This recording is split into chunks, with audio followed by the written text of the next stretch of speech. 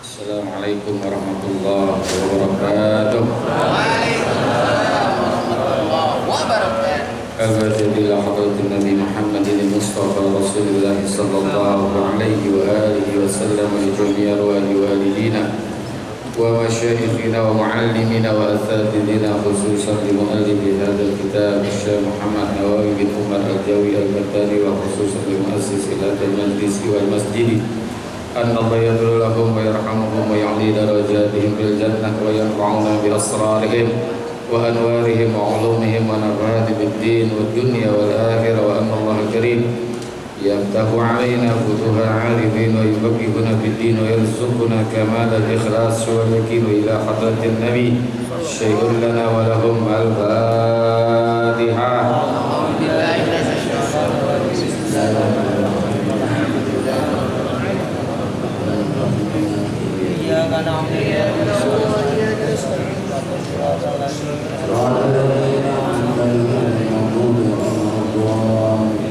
Ya Rabbi bil Mustafa balligh maqasidana waghfir lana ma madha ya wasi'al karami.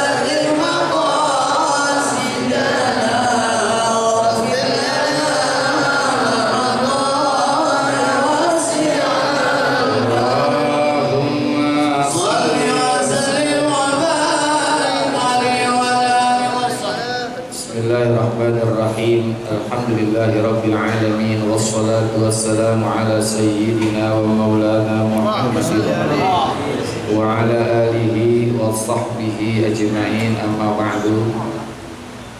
Ma'asyiral muslimin wal muslimat, hadirin wa bapak, hadirat ibu-ibu jamaah majlis taklim yang semoga kita semua dimuliakan Allah Subhanahu wa taala. Khususnya guru-guru kita bagi Haji Dr. Adas Muhammad Ja'far, Haji Zulfa Mustafa Muhammad bin Yusuf, Ustaz Abdul Hamid Ustaz Al-Hafiz, Ustaz Haji Muhammad Tahir, dan seluruh para guru yang hadir, yang semoga semua guru-guru kita diberikan panjang umur, sehat afiat, ditambahkan rezekinya, ditambahkan ilmunya, hidup yang manfaat buat kita semua, dan bisa membimbing kita berjalan ridha Allah Subhanahu wa taala. Wa bisanadil muttasili ila al-imami muhadditsi rahimahullahu ta'ala wa adaman naf'a bihi wa bi barakati 'ulumihi wa bikum fid dharain amin. Qala radhiyallahu anhu wa qala alaihi salatu wassalamu kun bid dunya ka'annaka gharibun aw 'abirus sabili wa uddah nafsaka min ahlil kuburi. Rasulullah sallallahu alaihi wa alihi wasallam bersabda, kun fid dunya ka'annaka gharib. Jadikanlah dirimu di saat di dunia itu seakan-akan orang asing. Aw abiru sabilin, bahkan seperti pengembara jalan. Aunya ini bukannya mananya atau, tapi bal, bahkan. Wa nafsaka min ahlil kuburi, dan anggaplah dirimu itu termasuk penghuni kubur. Hadis Rasulullah Shallallahu Alaihi Wasallam ini mengajarkan kepada kita agar kita jangan terlampau cinta kepada dunia. Dunia itu hanyalah sasaran antara, bukan sasaran utama buat kita. Maka diumpamakan oleh Rasulullah, gharib, orang asing. Pertama, orang asing itu nggak boleh petantang petenteng di dunia. Ini bukan kampung lo nih, gitu kan? Kayak saya di Dua Rakas petantang petenteng, bukan kampung saya. Jangan petantang petenteng, jangan sombong di dunia, jangan sombong. Kita ini merupakan pendatang, mesti menghargai orang setempat. Kalau kita di kampungin, begitu juga dunia. Ini bukan rumah kita, bukan tempat kita yang utama. Tempat kita akhirat, tempat kita utama adalah akhirat. Yang kedua, orang asing itu dia mesti tahu diri, mesti tahu dia tinggal di situ nggak selamanya. Ada orang tamu datang ke rumah kita, kan nggak selamanya nginep, paling sehari, 2 hari, 3. Menghormati tamu itu kan dalam agama cukup 3 hari aja. Nah, makanya boleh dilayanin, tapi jangan melebihi daripada 3 hari. Gitu. Jadi harus tahu diri nih, harus tahu sopan, ya. Nah, di sini bahkan Rasulullah katakan abirus sabil, pengembara jalan. Pengembara jalan artinya apa? Bekal yang dia bawa nggak banyak. Ya kayak orang asing atau pengembara itu kalau bawa perbekalan kan nggak semuanya baju selemari, kan enggak kan? Yang dibutuhkannya aja. Begitu juga hidup di dunia.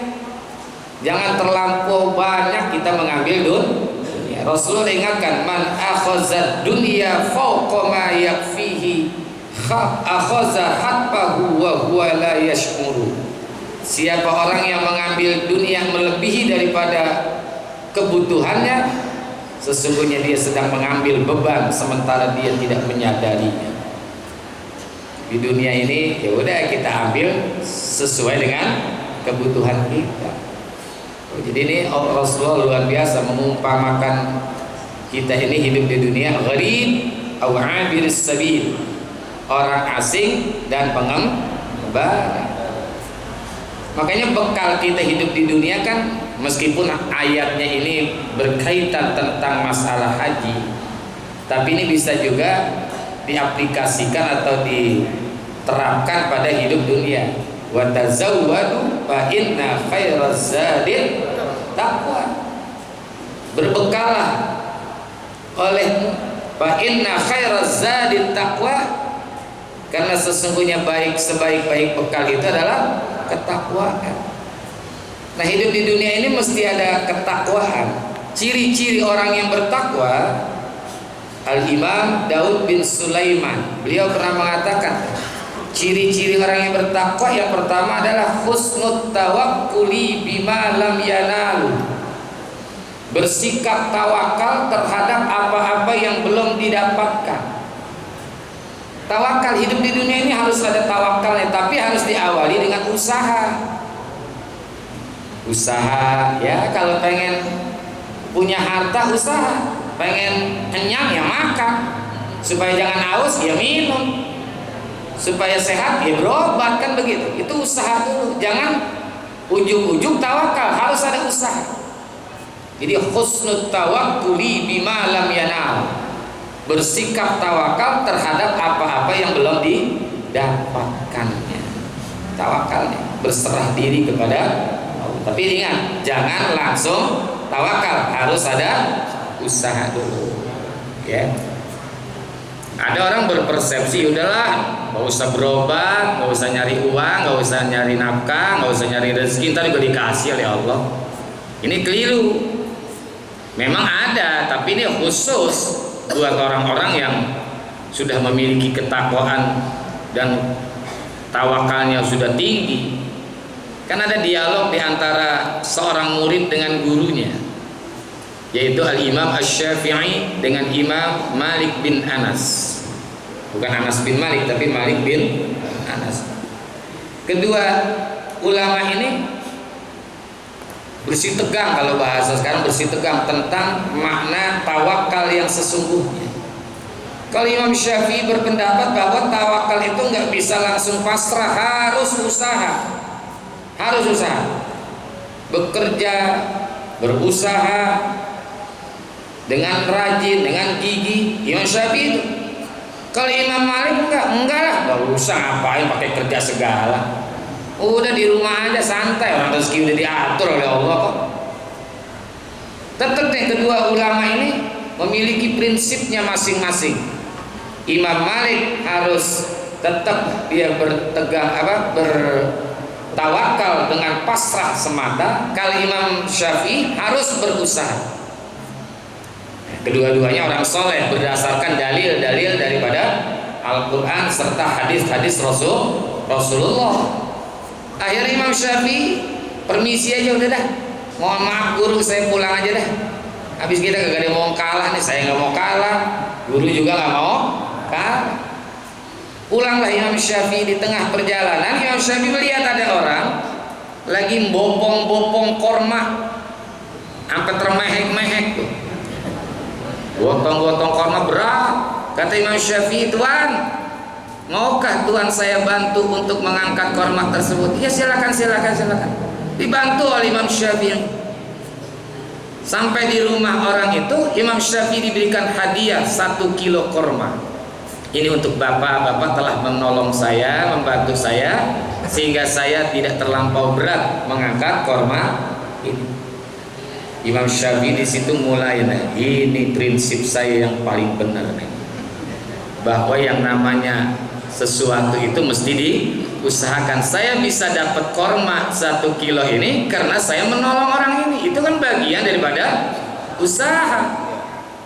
Sekecil apapun usaha harus. Dia kembali ke rumah gurunya Imam Malik bin Anas. "Assalamualaikum guru, ada apa nih? Nih saya bawakan korma. Banyak juga nih, silakan makan guru." Sekaligus saya ingin menyampaikan bahwa prinsip saya, argumen saya ini argumen yang benar. Apa? Bahwa yang namanya sesuatu itu mesti diusahakan. Saya dapat ini korma karena hasil usaha saya menolong orang. Kata Imam Malik, saya pun punya prinsip benar.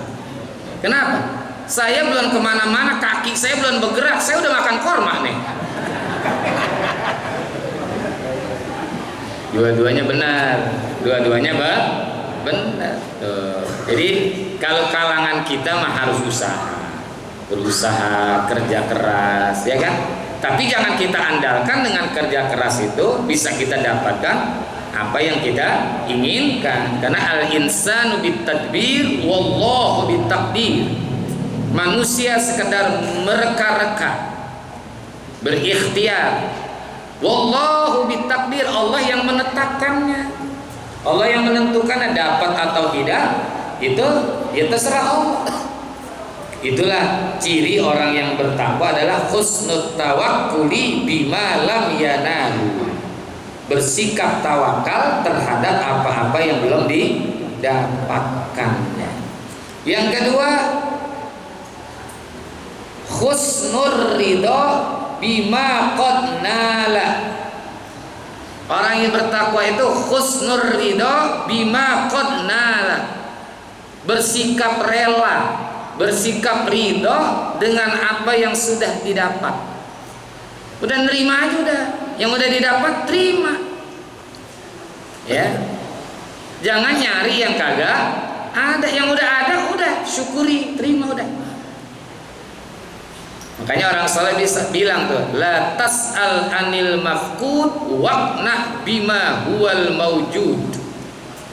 La tas'al anil mafqud waqna bima huwal mawjud. Jangan cari sesuatu yang tidak ada, cukuplah dengan apa yang sudah ada. Kalau bahasa kampungnya, kalau lagi makan jangan nyari ikan. Itu bahasa gampangnya tuh. Kalau lagi makan jangan nyari ikan. Udah makan yang udah ada aja, jangan nyari-nyari yang tidak ada. La tas'al anil mafqud waqna bima huwal mawjud. Jangan cari apa-apa yang tidak ada, cukuplah dengan apa-apa yang sudah ada. Jadi husnul ridha bima qad nala, bersikap ridha dengan apa yang sudah didapat. Kita syukuri, Allah udah ngasih segini, kita udah usaha begini, ternyata dapatnya segini, udah kita terima. Jangan nyari-nyari yang kagak ada. Itu udah hasil usaha kita tuh. Ya barangkali dari usaha yang kita lakukan, barangkali ada kurang maksimal, barangkali ya, tapi kita udah tetap ridho aja dengan apa yang udah dikasih oleh Allah Subhanahu wa ta'ala. Yang ketiga, orang yang bertakwa itu husnus sabri bima qad fata. Kata Daud bin Sulaiman, yang ketiga ciri orang yang bertakwa adalah husnus sabri bima qad fata, bersikap sabar terhadap yang hilang dari dirinya. Kalau udah nggak dapat, ya udah sabar. Ya udah usaha sekeras mungkin, ternyata tidak dapat. Itulah bagian yang terbaik yang Allah berikan. Karena di saat Allah tidak memberikan, di situ ada kebaikan. Jadi di saat Allah tidak memberikan sesuatu yang kita harapkan, itu di dalamnya pasti ada kebaikan. Pasti itu. Karena kata orang soleh, al-ata'u minal khalqi hirmanun wal man'u minallahi ihsanun. Al-ata'u minal khalqi hirman wal man'u minallahi ihsan. Pemberian dari manusia itu merupakan penghalang. Wal man'u minallahi ihsanun. Dan Allah tidak memberikan sesuatu, itu merupakan kebaikan. Jadi di saat Allah tidak memberikan sesuatu, itu bukan dalam arti Allah nggak baik. Di situ di dalamnya justru ada kebaikan. Tapi kalau diberikan manusia, itu bisa jadi hirman. Hirman itu adalah penghalang. Ya. Di saat Allah tidak memberikan, justru itu adalah kebaikan. Karena Allah itu lebih tahu dari diri kita. Saya kasih contoh, kan anak-anak kita nih yang masih kecil, umur 3 tahun, 4 tahun, ketika dia lagi batuk, sakit, pilek, batuk, pilek, siang-siang minta es sama ibunya, minta permen, minta gulali, minta yang manis-manis. Itu ibu yang bener, ibu yang baik nggak bakalan kasih tuh. Jangan, ini mah minta, enggak, jangan. Mau es enggak, jangan. Kata anak yang masih kecil itu bilang, ibu pelit banget. Tapi di saat itu ibu itu sayang. Jangan. Justru di saat tidak memberikan, ibu itu karena sayang kepada anaknya. Coba kalau lagi pilek, batuk, dikasih es, dikasih permen, dikasih, malamnya nggak bisa tidur, batuk, ya kan? Tuh, di situ kebaikan. Saya ini umpama aja, ya Allah melebihi daripada seorang ibu, ya. Jadi Allah itu melebihi daripada seorang ibu yang sayangnya kepada anaknya. Jadi 3 tuh, Daud bin Sulaiman, bukan Sulaiman bin Daud. Kalau Sulaiman bin Daud itu Nabi, ini Daud bin Sulaiman. Orang yang bertakwa itu sikapnya 3, husnul tawakkuli bima lam yanal, bersikap tawakal terhadap apa-apa yang belum didapat. Yang kedua, husnul ridha bima qad nala, bersikap ridha dengan yang sudah didapat. Yang ketiga, husnus sabri bima qad fata, bersikap sabar terhadap apa yang telah hilang daripada dirinya, yang luput. Nah, orang yang hidup di dunia ini mesti bersikap tawakal, ya kan? Bersikap takwa, ya kan, itu kan? Nah, inilah makanya kata Nabi di sini, abirus sabil, sebagai pengembara. Karena hidup kita kan di dunia nggak lama. Bahkan kata Imam Ali radhiyallahu an, manusia itu hidup di alam arwah sudah lebih lama lagi ketimbang hidup di alam dunia. Kita ini sudah hidup di alam arwah ini udah jutaan tahun, mungkin kita udah nggak tahu, mungkin lebih daripada jutaan tahun. Nah, hidup di dunia masih sebentar. Ya, dari kapan kita hidup di dunia? Begitu kita keluar dari perut ibu kita. Itu baru dunia. Kalau masih di dalam kandungan ibu kita belum dunia tuh. Itu masih alam rahim. Ya, alam rahim. Itu kan umumnya 9 bulan. Umumnya 9 bulan. Atau ada juga yang 1 tahun lebih, yang namanya bunting kebo. Bunting kebo. Lama, bisa jadi. Nah, itu 9 bulan normal, keluar. Nah, nanti kita nggak tahu nih berapa tahun kita hidup di dunia yang Allah berikan jatahnya, nggak lama. Rasulullah kan sabdakan, hasadu ummati baina sittin was sab'in. Ukuran umur umatku itu antara 60 tahun sampai 70 tahun.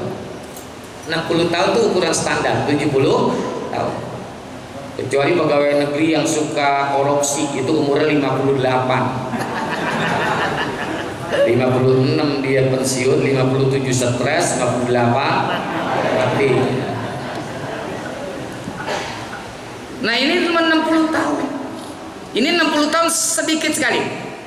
Baca di dalam kitab Tanbihul Muqtarin, As-Sayyid Abdul Wahab Asy-Sya'rani, beliau menulis riwayat tentang Nabi Nuh alaihi salam yang memiliki umur alfun illa khamsin. Ya. 1000 kurang 50 tahun. Berapa umurnya berarti? 950 tahun. Sampai malaikat itu terkagum-kagum dengan umur yang Allah berikan kepada Nabi Nuh alaihissalam dan bertanya, "Ya atwalan nabiyina umran, kaifa wajadtad dunya?" Wahai nabi yang paling panjang umurnya, berapa lama Anda merasakan hidup di dunia? Kata Nabi Nuh, wajadtud dunya kadarin laha babani dakhaltu min ahadihima wa kharajtu minal akhar. Aku merasakan hidup di dunia hanya laksana rumah yang aku masuki dari pintu depan dan aku keluar dari pintu belakang. Jadi rumah 2 pintu, pintu depan, pintu belakang. Masuk pintu depan, keluar pintu belakang. Berapa lama kita masuk dari pintu depan ke pintu belakang coba? Kadang-kadang di belakang udah kagak dari pintu, tembok proyek. Oh, itu yang umurnya 950 tahun.